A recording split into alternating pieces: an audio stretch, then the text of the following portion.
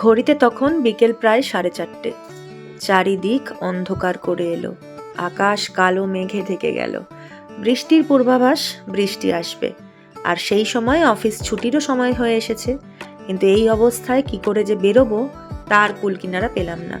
ওদিকে চারিদিকে সুন্দর একটা পরিবেশ, ঠান্ডা ঠান্ডা হাওয়া। ভালো তো লাগছিল, কিন্তু এটা ভেবে ভয় করছিল অফিস থেকে আমাকে যেতে হবে এক জায়গায়, সেখানে আমার কিছু কাজ রয়েছে। ওদিকে দূর থেকে দেখা যাচ্ছে ইডেন গার্ডেনের লাইটগুলো জ্বালিয়ে দিয়েছে, কারণ চারিদিকের এমনই অবস্থা।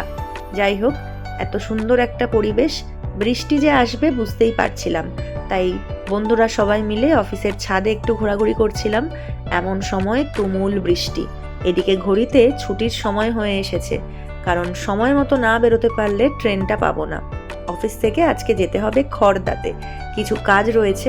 কি কাজ সেটা তোমাদের আস্তে আস্তে বলছি।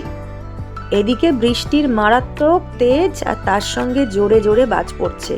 ভয়ও হচ্ছিল এই অবস্থায় রাস্তায় বেরোতে হবে, কিন্তু কিছু করার নেই। সময় হয়ে এসেছে, আর সেই সময় মতো আমাকে পৌঁছতে হবে। আমার জীবনে আর কিছু না থাকুক, কথার দাম রয়েছে।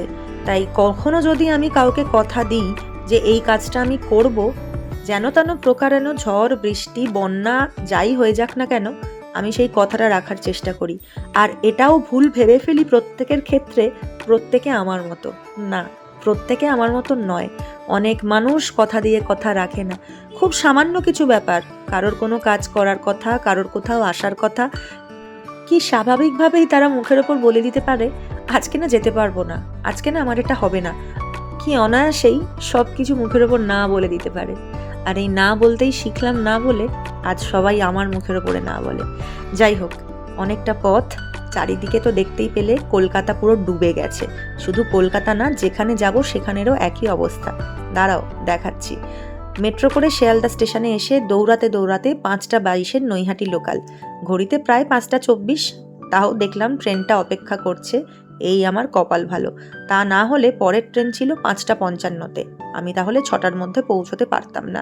ঠাকুর সহায় ট্রেনে উঠে গেলাম, জানলার ধারে সিটও পেয়ে গেলাম।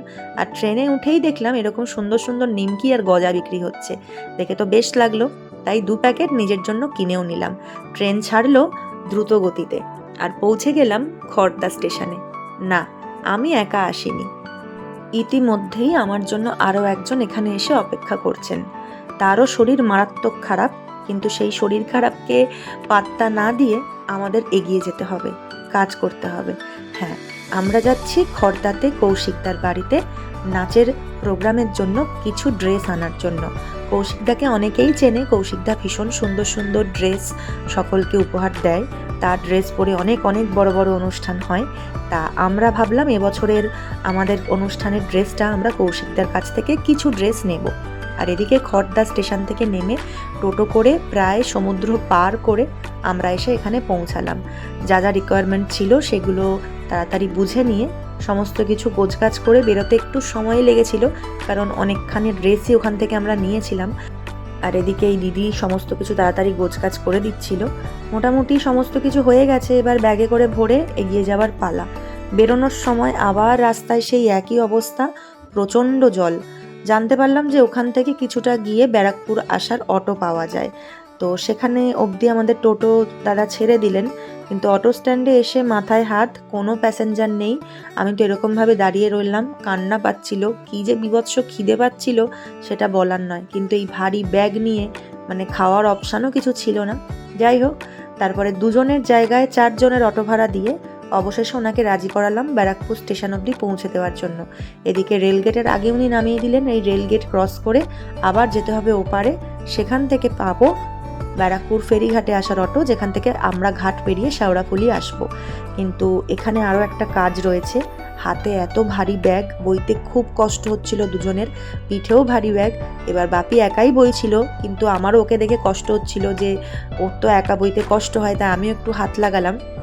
এদিকে ছেলের বায়না বিরিয়ানি খাবো। এই প্রোগ্রামের চক্করে বেশ কিছুদিন বাড়িতে ভালো মন্দ রান্না করতে পারছি না, তাই ওইটুকু ছেলে কতক্ষণ ধরে অপেক্ষা করে বসে আছে। তার জন্য এই ব্যারাকপুরে আসা মানেই দাদা বৌদির বিরিয়ানি। অনেকে অনেক কথা বলে, তবে আমার তো ভালোই লাগে। কিন্তু এসে যে ফেঁসে গেছি, প্রায় 1 ঘন্টা লাইনে দাঁড়িয়ে রয়েছি, বিরিয়ানির হাঁড়ি শেষ। আবার ওরা নিয়ে আসলো, তারপর আমরা হাতে পেলাম। ওদিকে বাপির এতটাই শরীরটা খারাপ লাগছিল, ও বেচারা বসেই রয়েছে মালপত্র নিয়ে। আমি তারপরে বিরিয়ানিটা নিয়ে এবার চললাম আবার অটো করে ব্যারাকপুরের ফেরিঘাটের উদ্দেশ্যে।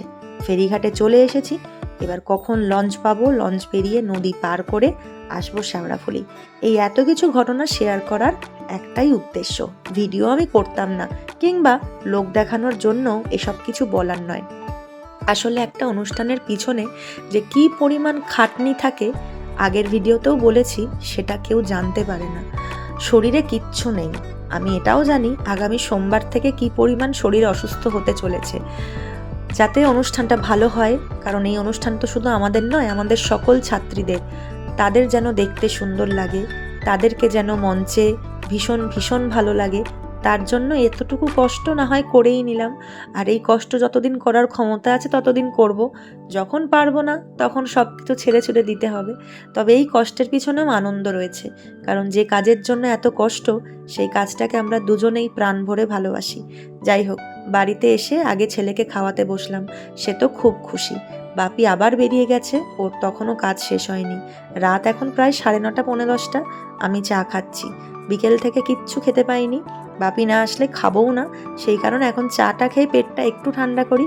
এদিকে ছেলের স্কুলের হোমওয়ার্ক বাকি, সেগুলোও তো করাতে হচ্ছে। এই অবস্থায় তার স্কুল যাওয়া, আমার অফিস যাওয়া, কোনো কিছু বন্ধ নেই। অনেকটাই রাত, ব্লগটা এখানেই শেষ করি।